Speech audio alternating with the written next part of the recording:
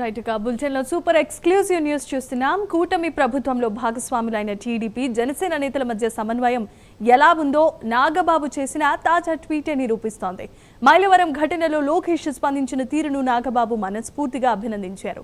లోకేష్లో ఒక గొప్ప నాయకుడు ఉద్భవిస్తున్నాడని, ప్రజల పట్ల ఆయనకున్న శ్రద్ధ అభినందనీయమని నాగబాబు కొనియాడారు.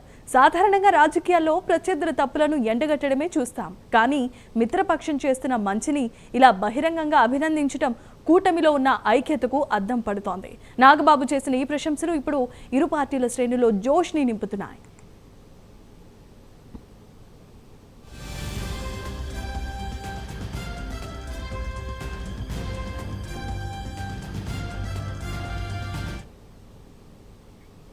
రైట్ గా ఈ సూపర్ ఎక్స్క్లూజివ్ న్యూస్ కి సంబంధించిన అప్డేట్స్ ను అందించడానికి మా కరెస్పాండెంట్ రాజ్ కుమార్ లైవ్ ద్వారా సిద్ధంగా ఉన్నారు.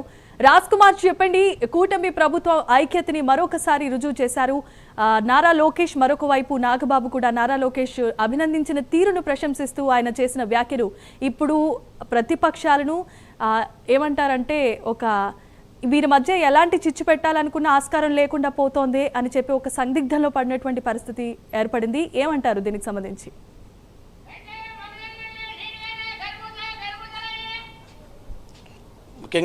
ముఖ్యంగా కనుక చూస్తే జమీమా, ఏదైతే ఆంధ్రప్రదేశ్లో కూటమి ప్రభుత్వం ఏర్పాటైనటువంటి తర్వాత ప్రత్యేకించి ఆంధ్రప్రదేశ్లో 3 పార్టీల మధ్య సమన్వయం కోసం 3 పార్టీల అగ్రనేతలు 3 పార్టీల అధిష్టానం అంతా కూడా తలలు పట్టుకుంటున్నటువంటి పరిస్థితి కనపడతా ఉంది. సాధారణంగా అధిష్టానాలు ఎంత మేరకు పిలుపునిచ్చినా కూడా ఆ పిలుపునిచ్చినటువంటి క్రమంలో ప్రధానంగా ఏదైతే నాయకులు కేడర్ అంతా కూడా అది కలిసి రావడం అనేది చాలా పెద్ద అసెట్గానే చూడాలి.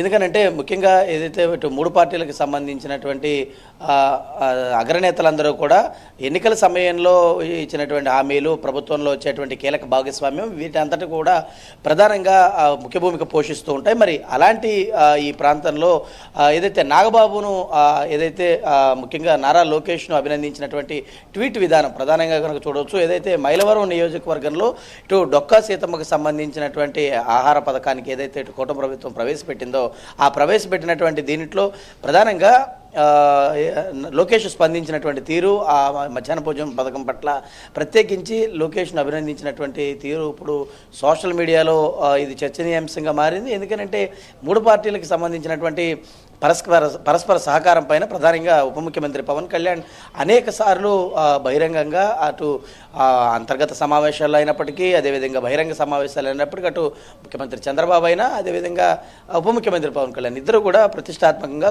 కొన్ని నిర్ణయాలు తీసుకోవడంతో పాటు పార్టీ అగ్రనేతలు ఏ విధంగా పరస్పర సహకారాలు అందిస్తున్నారో కింది స్థాయి నుంచి అటు కేడర్ అందరూ కూడా ఇదే విధమైనటువంటి సహాయ సహకారాలు అందించాలని ప్రధానంగా వారు కోరుతూ ఉన్నటువంటి పరిస్థితి. మరి ఈ నేపథ్యంలో ఈ పరస్పర సహకారం అనేది చాలా ముఖ్య భూమిక పోషిస్తూ ఉంటుంది. కాబట్టి నిన్న లోకేష్ స్పందించినటువంటి తీరును ఎమ్మెల్సీగా ఉన్నటువంటి నాగబాబు ప్రత్యేకంగా అభినందించారు. ఎందుకంటే లోకేష్ నుంచి ఒక కొత్త నాయకుడు ఉద్భవిస్తూ ఉన్నాడు. సమస్యల పట్ల లోకేష్ స్పందించేటువంటి తీరు, వాటిని వెంటనే అధికారులకు ఆదేశాలు ఇవ్వడం కావచ్చు, ఆ సమస్యను ప్రతిష్టాత్మకంగా తీసుకుని ప్రతి ఒక్క సమస్య ఏదైనప్పటికీ కూడా దాన్ని స్పందించేటువంటి తీరు. ఇప్పుడు ఇటీవలే మంత్రులకు ర్యాంక్ వైజ్గా కూడా వారికి ర్యాంకులు కూడా కేటాయించారు. కాబట్టి వాటిని మెరుగుపరుచుకునేటువంటి ప్రక్రియలో కూడా ఫైల్స్ క్లియరెన్స్ కావచ్చు, ఇలాంటి సమస్యలపైన స్పందించడం కావచ్చు, సాధారణంగా ఎవరైనా వచ్చి కలిసినా కూడా వారి సమస్యల పట్ల స్పందించేటువంటి విధానం, వీటన్నిటిని కూడా బేరేజ్ వేసుకున్నటువంటి తర్వాతే ర్యాంకులు కేటాయించబడినాయి. కాబట్టి ఇక నుంచి ఆ కేటాయించబడినటువంటి ర్యాంకులను కూడా మెరుగుపరుచుకోవాల్సినటువంటి బాధ్యత ఉంది. ఇలాంటి సమస్యలను ఖచ్చితంగా కూడా స్పందించేటువంటి విధానం పైన పరస్పరంగా అటు వారి వ్యక్తిగత శాఖల నిర్మాణంలోనూ ఇటు పరస్పరంగా పార్టీలు అందరూ కూడా కలిసికట్టుగా ఉన్నారని ఒకరినొకరు అభినందించుకోవడం. ఎందుకంటే కూటమిలో ఇప్పటి వరకు ఇది కొంచెం కొరతగా ఉంది అనేది అందరూ కూడా చర్చించుకుంటున్నారు. మరి ఆ కొరతకు ఎమ్మెల్సీగా ఉన్నటువంటి నాగబాబు ఫుల్ స్టాప్ పెడుతూ ప్రత్యేకించి లోకేష్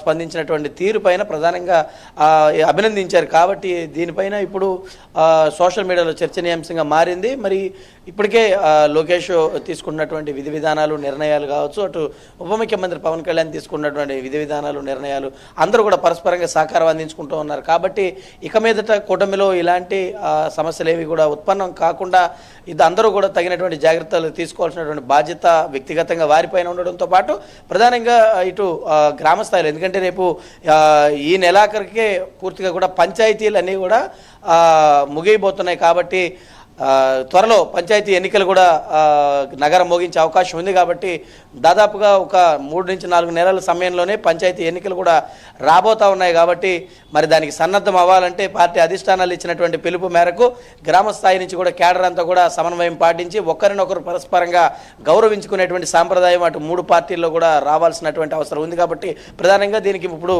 నాగబాబు ప్రారంభించారు. మరి పరస్పరంగా అభినందించుకోవడం కావచ్చు, సహకారం అందించుకోవడం కావచ్చు, వీటన్నిటిపైన ఇలా మొదలైంది. కాబట్టి దీన్ని ఇప్పుడు రాబోయే స్థానిక సంస్థల్లో అందరూ కూడా కలిసికట్టుగా మరొకసారి కూటమి విజయంలో క్రియాశీలక పాత్ర వహించాల్సినటువంటి బాధ్యత వీరందరిపైన ఉందని కూడా ఇప్పుడు చర్చనీయాంశంగా మారింది. కాబట్టి మొత్తానికి ఇటు నాగబాబు చేసినటువంటి ట్వీట్ పైన ఇప్పుడు హాట్ టాపిక్గా మారిందని చెప్పుకోవచ్చు. Jemimah. Right, thanks for the updates Raj Kumar.